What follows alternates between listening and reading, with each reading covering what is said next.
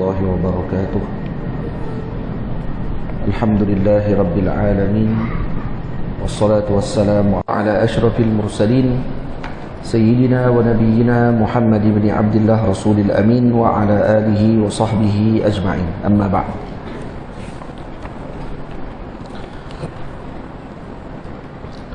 Baik, yang seterusnya, sekelompok manusia, Maulaya salli wa sallim daiman abada ala habibika khairil khalqi kullihim. Sekelompok manusia turut disaksikannya. Yani Nabi SAW juga turut menyaksikan satu kelompok manusia dipecahkan kepala lalu tangkup semula. Ini balasan solat fardu yang diringankan. Ini peristiwa yang seterusnya dilihat oleh Rasulullah sallallahu alaihi wasallam tentang kelompok manusia yang disiksa oleh Allah Subhanahu wa taala dengan dipecahkan kepala mereka sendiri. Jadi dipecahkan kepala mereka bertangkup semula. Pecah kepala, tangkup semula. Ini berlaku berkali-kali. Dan ini akan menyebabkan kesakitan tersebut akan berulang. Ini balasan solat fardu yang diringankan. Ini balasan solat fardu yang diringankan. Apa makna solat fardu yang diringankan? Maka saya terjemahkan, saya syarahkan, tafsirkan. Ditinggalkan yang pertama. Maksudnya diringankan solat fardu bukan maksud sebagian riwayat kata ditakhirkan waktu. Takhir waktu apa makna dia? Maknanya ditinggalkan solat atau dilewat tak tertunaikan. Ditinggalkan atau dilewat tak tertunaikan. Jadi dua maksud. Meringan-ringankan solat dengan makna meninggalkan solat tersebut, tak sembahyang terus. Yang kedua, melewatkan solat tadi sehingga tidak tertunaikan solat. Bukan melewatkan solat tapi masih dalam waktu. Tak. Pada ada waktu jawaz. Kan kita akan mengaji kalau dalam waktu dia ada waktu yang fadilah, ada waktu jawaz. Ada waktu yang karahah, ada waktu yang tahrim, yang haram kita tunaikan solat pada ketika tersebut. Dan lebih pada waktu itu, maka telah terkeluar waktu. Terkeluar waktu yang dimaksudkan dengan perkara ini. Maksudnya yang akan memecahkan kepala kerana mereka tidak solat terus ataupun melewatkan solat sehingga keluar waktu. Maksudnya sampai masuk waktu yang kedua. Itu maksud dia. Tamam? Pesanlah pada diri, anak juga isteri, solat fardu tunaikanlah tak berselang hari. Jadi kena pesan kepada diri kita, anak kita, isteri kita, ahli keluarga kita. Sebut ahli keluarga khususnya kepada anak dan isteri lah. Solat fardu tunaikanlah tak berselang hari. Maka tunaikan solat fardu, jangan berselang hari, maksudnya kena setiap hari melaksanakan solat. Kita tahu benda ni. Kita tahu syarahan yang disebutkan oleh para ulama daripada hadis Nabi SAW, balasan bagi orang yang tidak menunaikan solat tetapi masih lagi diringankan perkara tersebut menunjukkan kepada dosa yang ada di dalam jiwa kita. Jadi ini kelambatan ataupun keringanan kita dalam melakukan ibadah adalah kerana dosa yang membelenggu diri kita. Tentu kerana sering bertaubat kepada Allah Subhanahu wa taala daripada dosa-dosa yang telah kita lakukan. Diperlihatkan baginda golongan ketiga. Ini golongan ketiga yang diperlihatkan oleh Nabi, berpakaian cawat tutup khubul dan duburnya. Ini mereka berpakaian cawat. Ini kelompok ketiga. Dihalau seperti binatang ternak lagaknya, dan mereka dihalau seperti binatang ternak. Maksudnya kalau dihalau dengan seperti binatang ternak, macam mana cara halau dia? Adakah dihalau dengan mulut saja? Tak, mesti sekarang pengembala dia akan pegang kayu. Maksudnya macam itulah keadaan mereka nanti di akhirat nanti. Ataupun ini diperlihatkan dalam alam misal, keadaan mereka begitu. Diperlihatkan baginda, mereka dihalau seperti binatang ternak lagaknya. Dhari' dan zakum jadi makanan yang utama. Dhari' adalah sejenis tumbuhan yang mempunyai duri. Buah yang ada duri, yang hatta binatang pun tidak makan. Kerana buruknya rasa makanan ataupun pokok tersebut. dan zakum. Zakum, dan kata para ulama, kedua-dua buah ini adalah buah neraka yang tidak ada di dunia. Ini buah neraka yang tidak ada di dunia. Dan makanan mereka ini, yang di kelompok ketiga ni, yang berpakaian hanya menutup kubul dengan dubur, macam cawat dia pakai, dan dihalau seperti binatang. Makanan mereka hanya dharik dengan zakum. Dan zakum adalah nabtun syadidul mararah, buah yang sangat pahit. Dan dalam riwayat kata ada di Tihamah.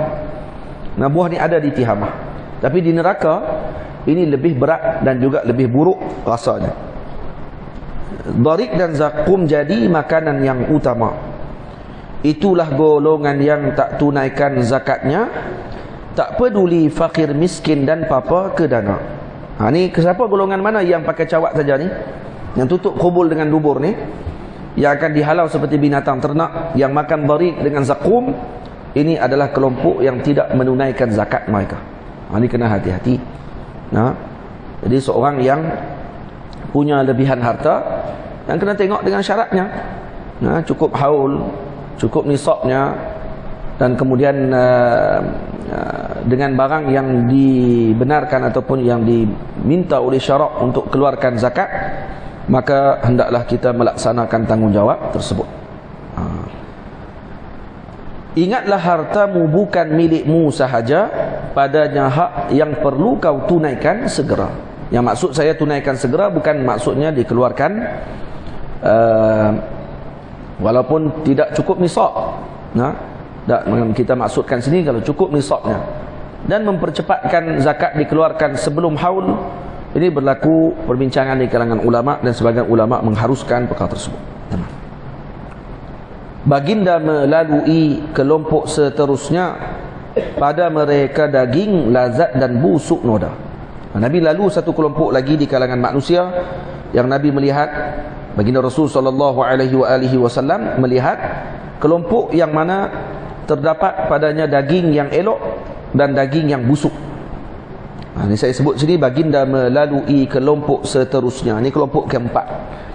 Pada mereka daging lazat dan busuk noda. Terdapat pada mereka daging yang lazat dan satu lagi daging yang busuk noda. Dipilih mereka daging yang jijik terhina, tidak menjamah yang lazat dan baik tersedia. Mereka menjamah daging yang jijik, tetapi tidak menjamah daging yang lazat yang tersedia di depan mata mereka. Ini dalil kebodohan, dalil ghabawah, buruk akhlak. Karena yang suka dengan yang buruk adalah yang buruk akhlaknya. Na'udzubillah min dzalik. Siapa mereka ini? Itulah para penzina yang buruk sifatnya.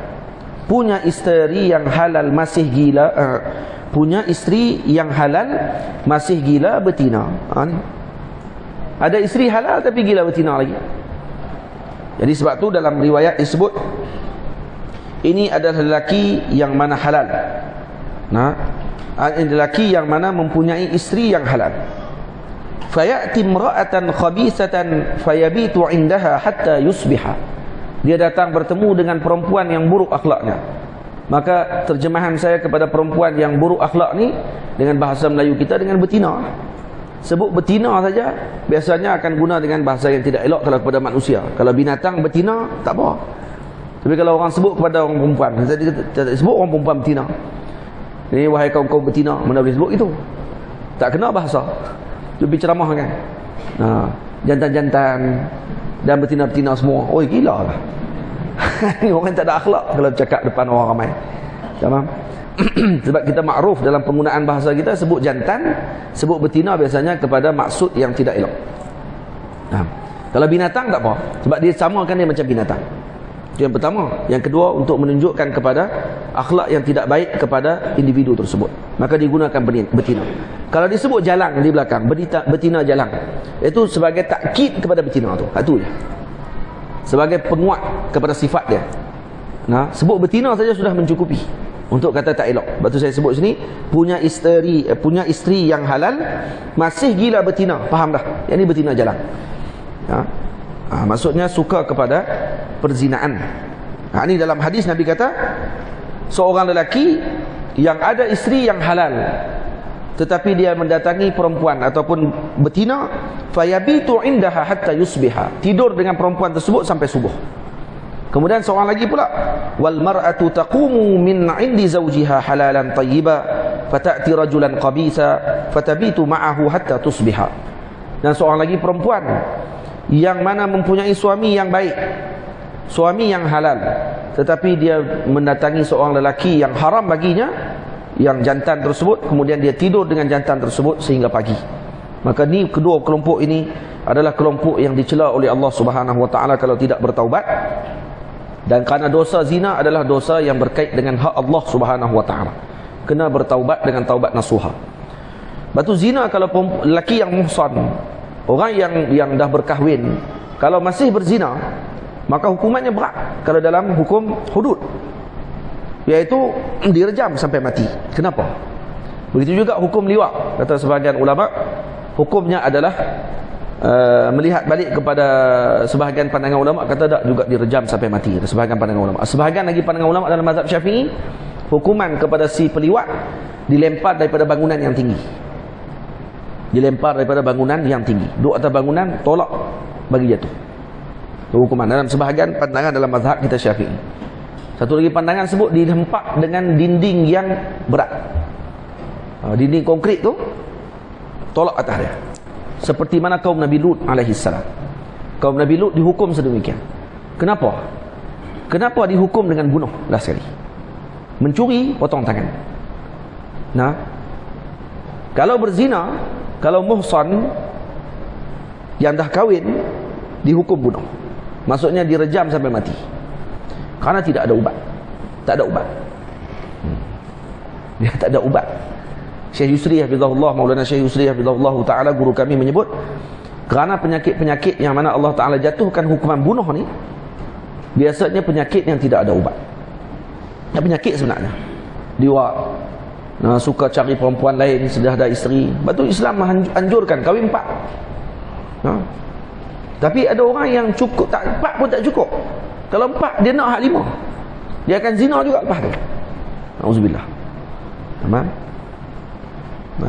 Sebab dia dah biasa dengan daging yang buruk. Dia macam dubuk. Dia tak minat kalau kata daging yang fresh. Dia nak daging yang dah bekas orang, ataupun yang dah busuk. Dia nak yang macam tu. Dan sifat dia macam tu. Moga Allah Ta'ala kurniakan kepada kita perlindungan keluarga kita dan seluruh ahli dalam keturunan kita dijaga oleh Allah Subhanahu wa taala. Benda ni benda yang berat. Sebab tu kena jaga daripada ada jalan-jalan yang boleh masuk ke arah tersebut. Orang perempuan jangan mudah-mudah untuk melayan siapa-siapa pun. Orang lelaki pun jangan mudah-mudah untuk layan sesiapa pun, siapa pun kita.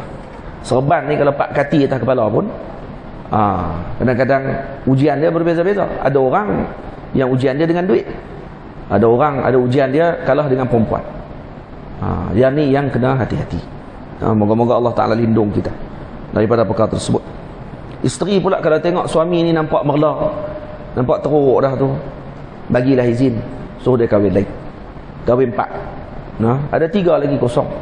Allah senang Ustaz cakap. Dia senang daripada dia berzina, senang daripada dia buat benda yang buruk selepas tu. Kami yang nak kena tanggung. Itu kata-kata senang cakap. Kan kita suruh bercakap lah ni. Kita bercakap lah. Dan kita dah boleh bercakap lah. Tak tentu buat. Yang tu kita punya urusan kita sendiri. Cuma jangan sampai bagi dia terlibat dengan zina tersebut. Maulana Syekh Ali Sabuni rahimahullahu ta'ala mengarang kitab berkaitan dengan masalah perkahwinan dan perlu dimudahkan perkahwinan. Ada dikarang oleh beliau kitab tersebut secara khusus berkenaan dengan perkara itu. Dan sebab itu sebenarnya Islam dah letakkan dah cara untuk menyelesaikan masalah tersebut. Tapi bila mana kita sendiri menentang perkara itu, maka orang panggil Allahumma salli ala sayyidina Muhammad. Kadang-kadang perempuan dia tak menentang, cuma dia mengikut perasaan dia pada waktu itu. Dia mengikut perasaan dia. Kata Syekh Mustafa Sabri, wanita ni ajaib. Wanita ajaib, kata Syekh Mustafa Sabri, Syekhul Islam Mustafa Sabri.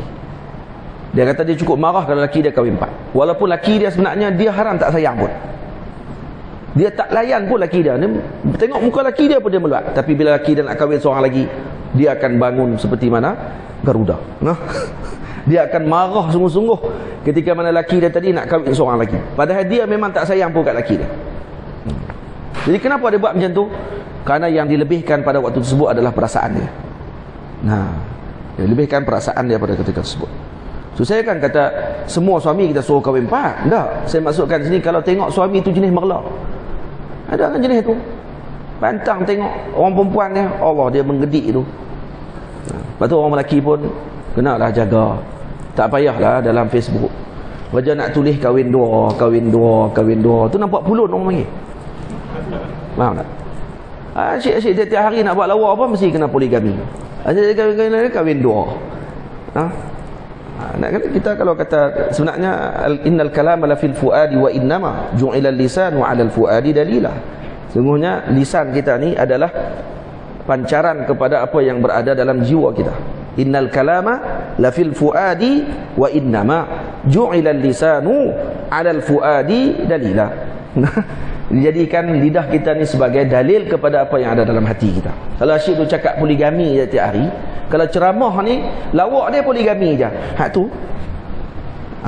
biasanya duk ada dalam hati tu tapi takut. Tapi sembang-sembang buat lawak lah. Boleh. Sebaiknya jaga jugalah hati mereka agar tidak disakitkan mereka. Macam itulah. Saya win-win lah no, ibu-ibu nah. Tadi nampak macam nak kalah dah. Tak, kita bagi menang juga lah belah mak-mak. Baik. Jadi kena jaga. Sekarang ni masalah berkenaan dengan perzinaan bukan sekarang saja, daripada dulu lagi. Tapi lebih meruncing pada waktu sekarang. Kita kadang dengar ni jadi berbulu telinga. Jadi takut. Dan kita bimbang dengan generasi yang akan datang. Lepas tu kena doa kepada Allah Ta'ala. Lepas tu para masyayikh ajar dah kepada kita anak-anak baru lahir, kena jumpa dengan para masyayikh, jumpa dengan guru, kemudian bacakan surah apa ni, inna anzalna kepada mereka, baca 100 kali. Moga-moga Allah jaga mereka daripada perzinaan pada ketika mereka dewasa nanti. Kena ambil sebab tu semua. Dan penjagaan-penjagaan tadi kena ambil agar dijaga. Kerana perzinaan ni dia akan memutuskan hubungan, memutuskan keturunan. Memutuskan keturunan. Hati-hati. Benda ni benda yang masya-Allah berat. Sebatang kayu turut dilihat Rasulullah, dan dalam neraka ada satu lubang, satu wadi. Yang wadi tadi Jahannam pun tak boleh duduk dekat dia. Dia ada macam satu kolam. Kolam tadi Jahannam pun tak mau. Ni neraka Jahannam ni dah Jahannam dah. Kalau masuk tu Jahannam terus. Jahannam pun ta'awuz. Minta perlindungan daripada Allah daripada kolam tersebut. Kolam tersebut adalah tempatnya para penzina. Kerana keluar daripada kemaluan penzina bau busuk yang luar biasa. Sampai neraka Jahannam pun kata, aku ni neraka, tapi busuk lagi kemaluan dia. Tu macam tu sekali. Jadi moga Allah Ta'ala lindung kita. Moga Allah Ta'ala lindung kita, keluarga kita dan seluruhnya. Amin ya rabbal alamin. Sebatang kayu turut dilihat Rasulullah, jika lalu di tepinya habis koyak punah. Sebatang kayu turut dilihat Rasulullah, jika lalu di tepinya habis koyak punah. Jibril maklumkan itulah pengganggu jalanan, perompak dan peragut, gemarkan kerosakan. Jadi ini contoh yang seterusnya dilihat oleh Nabi. Nabi melihat ada sebatang kayu, siapa-siapa lalu pun dia akan ragut, dia akan sangkut dekat baju orang, koyak baju orang. Maka Nabi tanya, ni apa dia ni? Maka Sayyidina Jibril mengatakan itu adalah orang yang duduk di jalanan dan mengganggu umat Nabi Muhammad sallallahu alaihi wasallam. Mereka mengganggu umat Nabi Muhammad, sehingga akan menyebabkan mereka takut.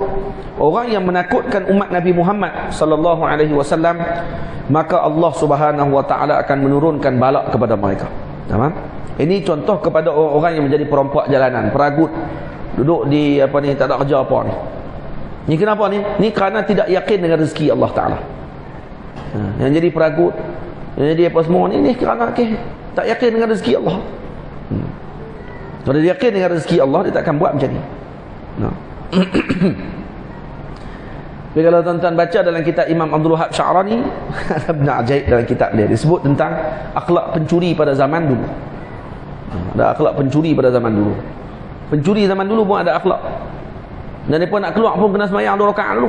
Geng-geng pencuri ni ada. Syekh Abdul Wahab Sya'rani kata, kalau pencuri zaman tu ada akhlak macam tu, macam mana dengan orang zaman tu, para wali dia? Agak-agak wali zaman tu agak-agak macam mana? Kalau pencuri pun macam tu. Pencuri nak keluar, ni saya kata ajak pencuri pula. Dia nak jadilah. Dia akan semayang 2 rakaat. Lepas semayang dia akan wirid. Ya Sattar. Ya Sattar 70 kali. Ya Sattar, Ya Sattar, Ya Sattar. Ya Sattar untuk apa? Untuk tutup mata orang daripada tak tengok mereka. Ya Sattar, Ya Sattar 70 kali Ya Sattar. Maka baru mereka akan keluar.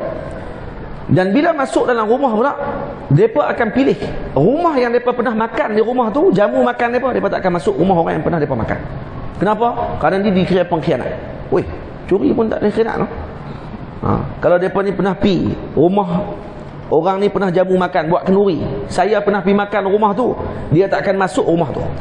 Pencuri lah, hak rumah dia pergi makan tu dah dia pergi tengok. Dia pergi makan rumah tu, dia pergi tengok. Oh, kok ni rupanya tingkap masuk. Oh, kok ni rupanya pintu nak masuk. Oh, jenis tu. Pencuri zaman dulu, kata Imam Abdul Wahab Sya'rani, dia tak akan masuk rumah yang jamu dia makan, walau bagi dia garam sekalipun. Dan yang kedua, dia tak akan masuk rumah para ulama dan para awliya Allah Ta'ala. Dia tak akan masuk rumah para guru. Dan dia tak akan masuk rumah yang ada anak yatim. Dia tak akan masuk rumah yang janda. Dan dia tak akan ambil barang-barang perempuan. Ni pencuri zaman tu. Barang-barang perempuan dia tak ambil. Baju perempuan ke, bahagian dalam ke, apa semua dia tak akan ambil. Curi zaman lah ni gila babi. Semua dia ambil. Tak, dia tak ambil. Satu hari ada seorang perempuan pada zaman Sultan Qaitbay di Mesir, kata Imam Abdul Wahab Sya'rani, perempuan ni perempuan terkenal dan dicari lama dah oleh para oleh Sultan Qaitbay untuk ditangkap kerana dia terkenal dan kemudian banyak melakukan pencurian tapi tak boleh kena tangkap. Ajaibnya kata Imam Abdul Wahab Sya'rani, huwa waliyun min awliya'illahi ta'ala. Dia wali daripada wali-wali Allah Ta'ala. Ajaib. Dia ketua perompak, ketua pencuri dan dia wali. Dia kata, kamu ingat kami curi ni saya saja. Kami curi semua harta orang tak keluar zakat, dia kata. Ingin tak keluar zakat ya kami pergi ambil. Tu pun kami ambil zakat yang perlu ya. Satu hari dia bawa kumpulan dia masuk ke dalam rumah seorang kaya. Bila masuk, dia ambil barang-barang semua sekali. Tiba-tiba ada seorang ni di kalangan pencuri tersebut dah ambil dah, depa dah bahagilah seorang sikit apa yang depa ambil, harta mah yang depa ambil tadi. Elok nak keluar, seorang di kalangan pengikut dia tadi nampak ada sesuatu dalam bekas. Dia pun buka bekas tadi, nampak bercahaya. Dia pun buat pelita, tengok nampak bercahaya. Dia pun ambil, buh dalam mulut. Oh, garam. Dia ingat kemah, dia ingat ke belian. Rupanya garam. Dia bubuh kat mulut, rupa garam. Letak balik. Ketua ni tahu, kata ada seorang di kalangan mereka dah rasa garam dalam rumah tu. Kata dia, bagi balik barang yang kamu ambil dalam rumah tu, pergi letak balik hak bahagian kamu. Kenapa? Kerana kita tidak akan ambil di rumah orang yang kita dah rasa makanan dalam rumah orang tersebut. Letak balik, dia kata. Kena tak balik balong tu. Siapa suruh pergi rasa garam? Ni pencuri zaman lah. Kalau masuk rumah orang, TI dibuka. Buka TI, tengok ada yang Pepsi tak? Boh Pepsi dulu. Ada nasi kat dapur, hentam nasi. Ada perempuan jenis tu. Dah makan nasi, berak pula dalam rumah kawan tu. Ada ajaran tu ada. Pernah di Kampung Jawa di Selangor. Berlaku kes waktu tu, rumah kena curi banyak, rumah-rumah ni semua rumah kalau kena curi akan ada tik atas katil. Rupanya ajaran dia macam tu. Ajaran dia lepas curi dia kena berak dalam rumah tu dan dia kena makan nasi dekat dapur rumah tu. Makan lepas tu dia akan berak. Berak pula atas katil. Tak boleh berak kat bawah. Kena atas katil. Kot tu. Jenis ajaran macam tu. Tak apalah. Cuma kita nak abad kata ada akhlaknya pencuri zaman tu kalau dibaca dalam kitab Imam Abdul Wahab Syarani dalam kitab Madarijus Salikin, pada cerita berkenaan dengan akhlaknya para wali Allah Ta'ala dan juga para murid, dan diceritakan sekali dengan akhlak para pencuri. Kata Syekh Abdul Wahab Syarani radhiyallahu an, kalaulah pencuri pada zaman tersebut seperti wali pada zaman lah, bagaimana dengan wali pada zaman tersebut? Agak-agak ajaib, akhlak mereka luar biasa. Jadi jangan jadilah macam tu. Jangan duk jadi macam tu.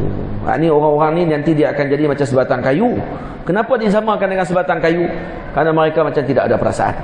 Dia macam kayu, seakan-akan tidak ada perasaan, macam kayu. Karena itu dimisalkan oleh Allah kelompok ini macam kayu. Lelaki yang berenang dalam lautan darah dibaling pada mulutnya dengan al-hijarah, itulah balasan kepada pemakan riba, hidupnya senang di dunia akhirat hiba. Ini lelaki yang seterusnya dilihat oleh Nabi adalah orang yang berenang di dalam lautan darah, yang mana setiap kali dia datang untuk hadir hampir ke tepi tebing, maka dibaling ke dalam mulutnya dengan hijarah, dengan batu-batu. Maka ini balasan kepada orang yang memakan riba. Di dunia dia senang, seolah-olah dia macam berenang dalam lautan, dan seumpamanya hakikatnya lautan kesenangan yang dia berenang tadi adalah lautan darah, dan dia tidak akan sampai ke tepian sampai bila-bila, karena dia akan dibaling dan akan dihalang untuk sampai ke tepian. Ini seakan misal kepada orang-orang yang memakan riba. Pengumpul kayu api luar kemampuannya, tidak mampu diangkat, ingin ditambahinya. Inilah gambaran yang telah dilihat Nabi, tak mampu tunai amanah, ingin tanggung lagi. Ini adalah pengumpul contoh misal kepada orang yang menanggung amanah umat, tetapi mereka tidak melaksanakannya dengan baik, mengkhianati amanah tersebut. Maka mereka seperti kelompok pengumpul kayu api yang mana mengumpul di luar kemampuan, tak mampu angkat, diletakkan lagi di belakang badan mereka. Ini khusus kepada para pemimpin, orang-orang yang memegang amanah umat. Maka kena beringat betul-betul dengan apa yang telah diamanahkan kepada kita. Moga-moga Allah Ta'ala menjadikan kita di kalangan orang-orang yang melaksanakan tugasan yang telah diamanahkan oleh umat kepada kita. Yang ini sepatutnya. Jangan beratkan tanggungan kita di akhirat nanti dengan perkara yang kita tidak mampu tanggung. Para pendakwah yang tidak amal dengan ilmu yang seterusnya, dipotong lidah dan bibirnya tiada jemu. Ini lagi berat. Ini para pendakwah da'i yang mana mereka ini menyeru tetapi mereka sendiri tidak melaksanakan apa yang mereka seru. Jadi mereka tidak beramal dengan ilmu mereka. Maka digambarkan mereka akan dipotong lidah mereka, dan di bibir mereka ni akan dipotong dengan tiada jemu. Potong, tumbuh balik.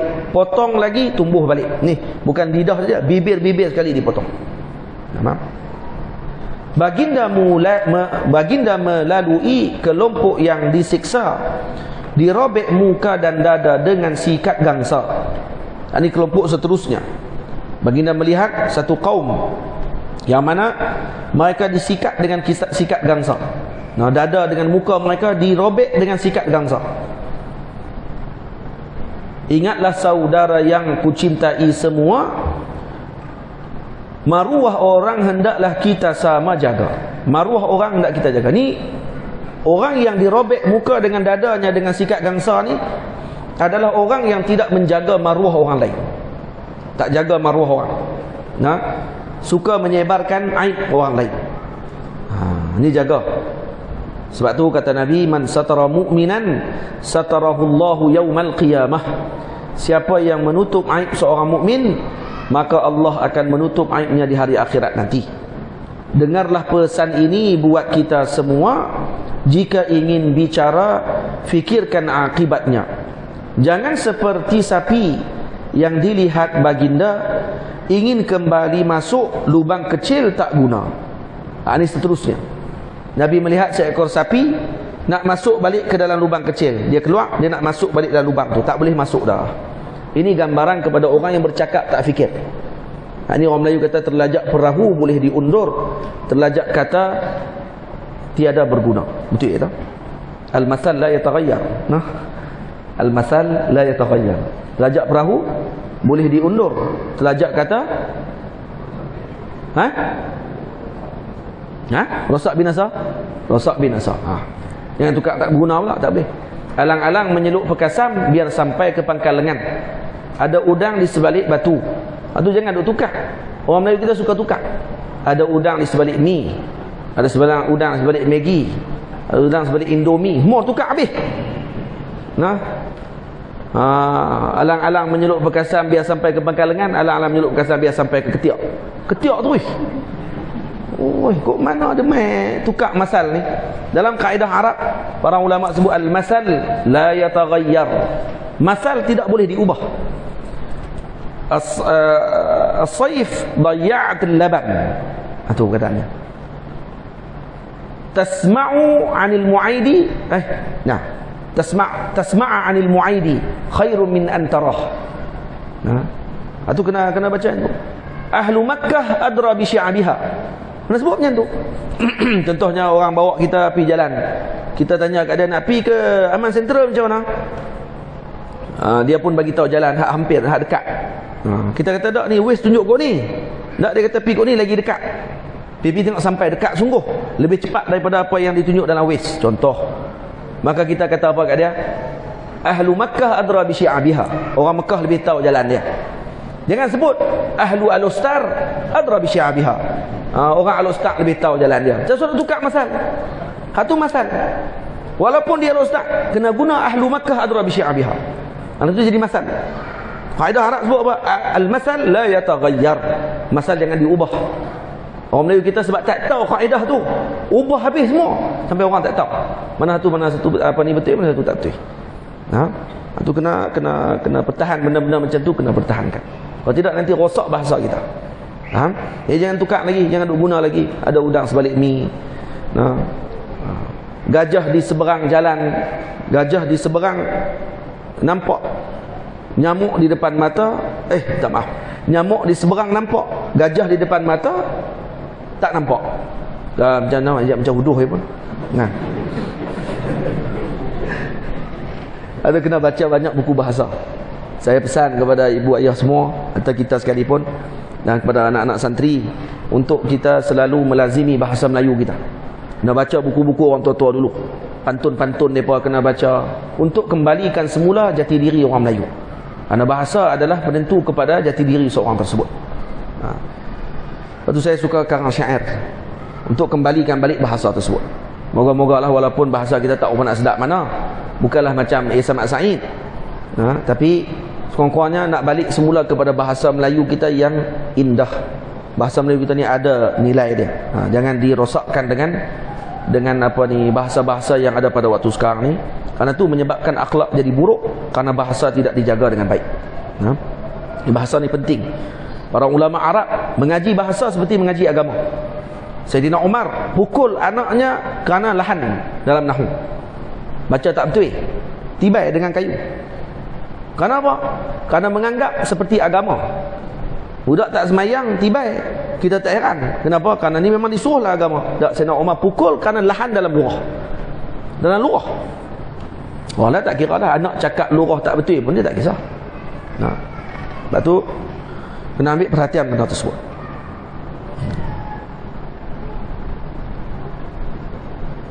Faham? Baik. Saya baca yang ni dulu malam ni. Yang ni kita bagi perhabis sebab idaman hati insya-Allah boleh khatam. Jangan ambil malam ni kita baca. Yang ni banyak lagi ni. Ni kita nak baca bagi habis tentang Isra' ni.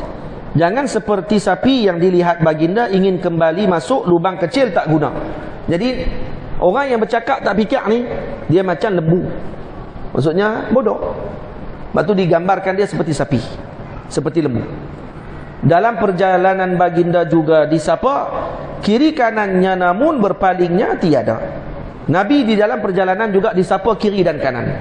Di kanan Nabi SAW dalam riwayat bila disebut halumma, dikatakan kepada dia, minta maaf, pada kanan Nabi, ya Muhammad anzirni as'aluk, tunggu saat aku nak tanya soalan. Falam yujibuhu, Nabi tak berpusing. Nabi tengok ke depan saja, tak tengok dah ke kiri kanan dalam perjalanan. Faqala ma hadha ya Jibril. Nabi tak tengok. Kemudian Nabi tanya, ma hadha ya Jibril? Itu apa keadaan tadi ni? Hadha da'il Yahud, kata Sayyidina Jibril. Itu adalah orang yang memanggil kamu tadi adalah pendakwah ataupun penyeru daripada Yahudi. Da'il Yahud. Ama innaka law ajabtahu latahawwadat ummatuk. Kalau kamu menyeru ataupun menyahut seruannya tersebut, jadi kalau kamu berhenti, maka umatmu akan mengikuti jalannya Yahudi. Terus Nabi tak berhenti pun, berlambak-lambak pakat nak ikut jalan mereka. Dalam perjalanan baginda juga disapa kiri kanannya, namun berpalingnya tiada. Nabi tak berpaling langsung. Ketu belah kanan Yahudi panggil, belah kiri panggil juga, suruh berhenti, nak jawab soalan, nak minta dia jawab soalan. Maka Rasulullah tak melihat langsung ke kirinya. Maka ditanya kepada Sayyidina Jibril. Sayyidina Jibril kata, hadza da'in Nasara. Itu adalah penyeru daripada agama Nasrani. Nah, itu kiri kanan. Kiri Nasrani, kanan Yahudi. Tulis itu. Kiri Asim, kiri Yahudi, kiri apa ni Nasrani, kanan Nasrani. Nah, betul? Yahudi, minta maaf. Terlupa tengok Asim. Diseru wanita kononnya ingin bertanya, namun baginda tidak berpaling melihatnya. Kemudian Nabi diseru juga oleh seorang wanita, kononnya nak bertanya, namun baginda tidak berpaling menjawab apa yang dipanggil oleh wanita tersebut. Yang perempuan tadi datang dalam keadaan hasirati zira'i. Nih, dibuka lengan bajunya, menunjukkan perhiasannya kepada Rasulullah sallallahu alaihi wasallam, dan macam-macam perhiasan diletakkan di lengannya, tetapi Nabi tidak berpaling melihatnya sedikit pun. Dan bila Nabi tanya, man hadhihi ya Jibril, siapa perempuan itu wahai Jibril? Qala tilka dunia, kata Sayyidina Jibril, tilka ad-dunya. Sayyidina Jibril tengok guna bahasa apa? Tilka dunia, ada ba'id maksudnya. Ini dunia, jauh daripada kamu.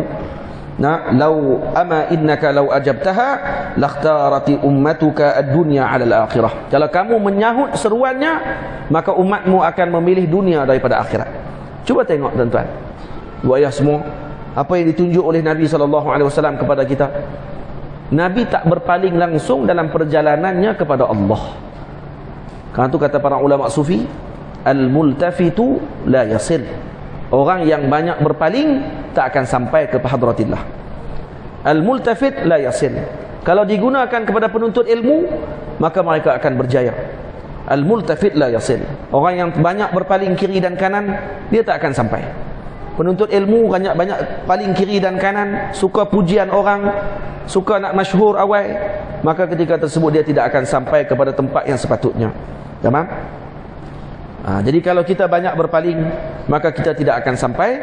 Bagindalah sebaik-baik ikutan kita, yang berpaling tidak akan sampai tujuannya. Al-multafitu la yasil. Pegang itu. Itu kaedah sufi yang ulama pegang betul-betul. Al-multafit la yasil. Man ista'jala syai'an qabla awanih uqiba bihirmanih. Siapa yang cepat kalut sebelum sampai masanya, maka akan diharamkan ketika tiba masanya. Bersyukurlah kita menjadi umat baginda, ditunjukkan walau sekecil-kecil perkara. Iblis juga tidak mampu untuk menggodanya. Perhatian baginda hanya pada Tuhannya. Ini bukti jelas ditunjukkan oleh Rasulullah. Rasulullah tidak berpaling sekalipun ke kiri Nabi, ke kanan Nabi, hatta melihat iblis. Tidak melihat langsung perempuan yang memanggil Rasulullah, dan wanita yang disebut sebagai dunia tadi. Dan datang lagi kali kedua. Dunia dua kali datang. Satu datang dalam rupa perempuan yang cantik, satu lagi datang dalam rupa perempuan yang tua, menunjukkan hakikat dunia. Kedua-duanya Nabi tidak berpaling. Kedua-duanya Nabi tidak berpaling. Dan ini kaedah besar dalam suluk ilallah yang digunakan oleh para ulama sufi untuk kita berjalan menuju Allah Subhanahu wa taala. Awaiq, halangan-halangan tersebut disebutkan di dalam ini. dengan ajarannya, dengan dunianya, dengan iblisnya, dengan nafsunya dan seumpamanya telah disebutkan dan ditunjukkan oleh Rasulullah. Dan Rasulullah adalah sebaik-baik petunjuk, sebaik-baik pemberi panduan kepada kita semua. Moga Allah Ta'ala menjadikan kita mengikuti Nabi kita Muhammad sallallahu alaihi wasallam. Nah, wahai umat, janganlah engkau gila dunia, jika tahu hakikatnya pasti tak selera. Umur dunia sudah tiba di penghujungnya, kejarlah akhirat pasti engkau kan bahagia. Al-Imam Al-Ghazali radhiyallahu anhu memisalkan dunia seperti sebuah kek. Sebuah tak? Sebiji kek. Sebuah tak kena. Sebiji kek. Kek yang di dalamnya diletakkan racun. Kata Imam Al-Ghazali radhiyallahu anhu, seseorang yang mengetahui bahawa kek tadi telah mempunyai racun, adakah dia akan merasa kek tadi walau sedikit? Tak. Sedikit pun dia tak akan rasa, kerana dia tahu kata ini racun. Yang merasa dan mengambilnya adalah orang yang tidak tahu kata dalam tu ada racun. Macam itulah ahlullah. Mereka memandang dunia ini seperti racun yang telah diletakkan dalam hidangan makanan, dan mereka tidak mengambilnya walau sedikit pun untuk dimakan oleh mereka, kerana mereka tahu kata itu adalah bahaya kepada akibatnya pada masa yang akan datang. Moga-moga Allah Ta'ala berikan kita menjadi orang-orang yang mengikuti jalannya para salihin. Ya ayyuhalladzina amanu taqullah wa kunu ma'as sadiqin. Maulaya salli wa sallim daiman abada ala habibika khairil khalqi kullihimi. Alhamdulillah, kita dah selesai Isra. Ini perjalanan Isra secara lengkapnya seperti yang telah kita sebutkan dalam kitab ini. Perjalanan satu persatu yang Nabi lihat, saya ringkaskan dalam bentuk syair untuk tuan-tuan baca dengan mudah. Kalau nak lanjutan dalam syarahannya kelak, dan juga lanjutannya lagi kena baca dalam kitab Al-Imam Najmuddin Ghaiti, boleh buka dalam syarahan Imam Dardir, boleh buka dalam karangan Al-Imam Ibnu Hajar Al-Asqalani, boleh buka dalam Isra' Mi'raj karangan Al-Imam As-Suyuti, boleh juga buka dalam kitabnya Al-Imam Al-Syeikh Abdul Halim Mahmud, Syekhul Azhar Al-Syarif, yang cerita berkenaan dengan Isra' dan Mi'raj.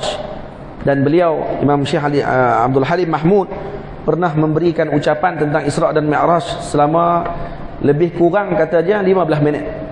Kurang pada 15 minit di Masjid Sayyidina Husain dalam munasabah sambutan Maulid Isra' dan Mi'raj.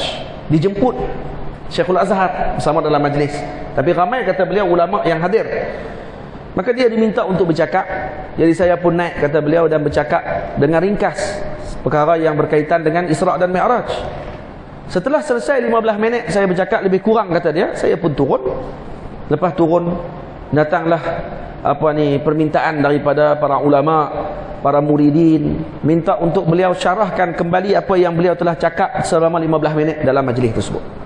Kata dia, mungkin mereka mujamalah, sekadar nak bagi sedap hati dia saja. Jadi dia abaikan. Yang kemudian datang lagi telefon ke pejabat Syekhul Azhar untuk minta untuk dia bercakap lagi, untuk dia menulis kembali apa yang dia cakapkan. Akhirnya dia istikharah kepada Allah Ta'ala, kerana mereka bukan, dia kata ni bukan mujamalah, ni memang sungguh-sungguh mereka minta. Dan 15 minit tersebut, kata beliau, saya kembangkan dan keluar kitab yang tebalnya lebih kurang 100 lebih muka surat. Itu hasil dari 15 minit dia cakap. Ini masyayikh punya, orang panggil apa, pecahan ilmu mereka. Dan tulisan beliau luar biasa, diceritakan tentang Rasulullah sallallahu alaihi wasallam. Karena perjalanan Isra' Mi'raj bukan perjalanan biasa. Betul saya sebut sini, ini perjalanan cinta, ini perjalanan adab, ini perjalanan agung. Kalau kita mengaji betul-betul Isra' Mi'raj, akan keluar kitab adab yang baru. Bagaimana adab Nabi dengan Sayyidina Jibril, bagaimana adab Jibril dengan Sayyidina Rasul, bagaimana adab para akwan dengan Nabi kita Muhammad sallallahu alaihi wasallam, bagaimana perhatian Allah terhadap junjungan besar Rasulullah sallallahu alaihi wasallam. Kalau mengaji Isra' Mi'rajnya keluar, insya-Allah jadi seorang yang beradab dengan Nabi sallallahu alaihi wasallam. Bukan hanya tahu cerita saja, Nabi jumpa ini naik atas Isra', naik Mi'raj, jumpa sekian. Tak, bukan tu saja. Lebih daripada tu lagi. Kita mengaji adab sekali. Adab dengan Sayyidil Wujud, junjungan besar Nabi kita Muhammad sallallahu alaihi wasallam. Jadi kita ringkaskan, kata ini adalah perjalanan adab, perjalanan cinta, perjalanan penghargaan yang Allah Ta'ala berikan kepada Rasulullah sallallahu alaihi wasallam. InsyaAllah malam ni kita sambung ketika Nabi masuk ke dalam Baitul Maqdis. Dia dah masuk dah Baitul Maqdis. Alhamdulillah. Kalau kita duk berhenti tentang Isra' saja sampai hari ni tak habis-habis lagi, sekejap dia akan mula main malal. Orang kita macam tu, dah kata nama daurah, dia sebut daurah tu, dia kena laju-laju macam itulah. Laju-laju pun tak apa, lepas tu nanti kita baca lain insya-Allah taala. Jadi malam ni kita akan masuk kepada Baitul Maqdis insya-Allah, dan esok boleh masuk dah Mi'raj, dan akan selesai kitab kita nanti esok insya-Allah. Nah, akan khatam. Dan malam ni kita akan baca banyak sikit tentang kunci rezeki insya-Allah. Wa sallallahu ala sayyidina Muhammad wa ala alihi wa sahbihi ajma'in. Mohon ampun, mohon maaf saya telah mengambil masa ibu ayah semua sedikit lebih daripada masa yang ditetapkan, dan moga-moga Allah Ta'ala ampunkan kita dan berikan manfaat ilmu kepada kita semua untuk beramal, terus beradab dengan junjungan besar Nabi kita Muhammad sallallahu alaihi wa alihi wasallam.